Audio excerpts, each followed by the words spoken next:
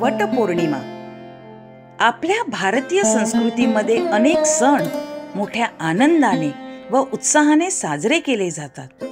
परंतु जून महिना उगवताच स्त्रियांना ओढ लागलेली असते ती वटपौर्णिमेच्या सणाची.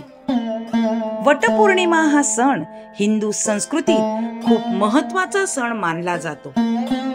मराठी महिन्याप्रमाणे ज्येष्ठ महिन्यात पौर्णिमा येते. या दिवशीच राजा सत्यवानाचे प्राण त्याची अर्धांगिनी सावित्री हिने यमाकडून परत मिळवलेले असते आणि ते सुद्धा वडाच्या झाडाखाली. त्यामुळेच वटपौर्णिमेचा सण साजरा केला जातो. संपूर्ण महाराष्ट्रात हा सण मोठ्या प्रमाणात भक्तिभावाने साजरा केला जातो. खास करून विवाहित महिला हा सण साजरा करतात. संपूर्ण दिवस न खाता पिता कडक उपवास केला जातो. आपल्या नवऱ्याच्या दीर्घायुष्यासाठी, निरोगी आरोग्यासाठी आणि जन्मोजन्मी हाच जीवनसाथी मिळावा म्हणून उपवास केला जातो. आपला संसार सुखाचा व्हावा, घरात सुख, शांती, समृद्धी नांदावी म्हणून परमेश्वराकडे गाऱ्हाणे घातले जाते. आपल्या पतीच्या कल्याणासाठी प्रार्थना करून सूर्योदयापासून चंद्रोदयापर्यंत सर्व सुहासिनी कडक उपवास करतात.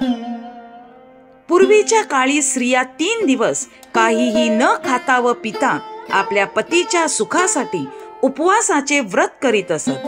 परंतु दिवसेंदिवस होणाऱ्या बदलांमुळे हे 1 दिवस केले जाते. वटवृक्ष हा शिवरूपी आहे अशी मान्यता आहे.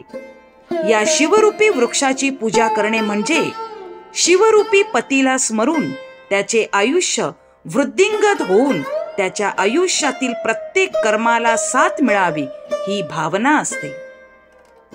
या दिवशी स्त्रिया पारंपरिक वेशभूषा करून नटून थटून पूजेची थाळी घेऊन ज्यात हळदी कुंकू, जानवे, निरंजन, अगरबत्ती किंवा धूप, पुरणपोळी, फळे आणि वडाला गुंडाळण्यासाठी पांढरा धागा हे सर्व साहित्य घेऊन सवाष्णींचे लेणे परिधान करून वडाची पूजा करायला जातात.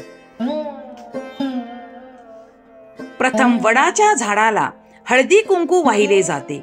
हिरव्या बांगड्या व खारीक अर्पिले जाते. धूप किंवा अगरबत्ती लावून पुरणपोळी व फळांचा नैवेद्य दाखविला जातो. हात जोडून मनोभावे आशीर्वाद घेतला जातो. पांढरा धागा वडाला गुंडाळून 7 प्रदक्षिणा घातल्या जातात.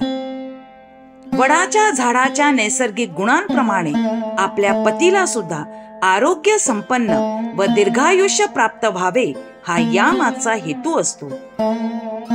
वडाच्या झाडाच्या पाया पडून एकमेकींना हळदी कुंकू लावून एकमेकींची ओटी भरली जाते. संपूर्ण दिवसभर मेहनतीचे काम असूनही कडक उपवास प्रत्येक स्त्री ह्या दिवशी करतेच.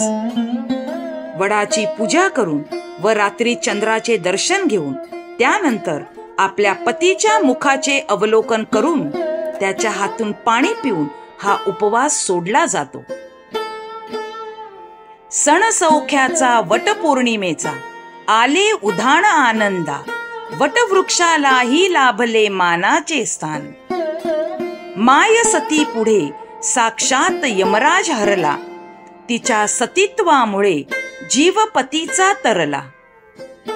पहाटे अंगणी सुगंधी प्राजक्ताचा सडा, वटपौर्णिमेच्या दिनी भरला मी हिरवा चुडा.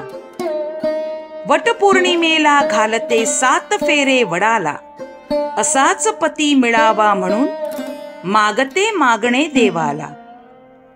वडाला घालून फेरे देवाला करते नवस, कारण आज आहे वटपौर्णिमेचा दिवस.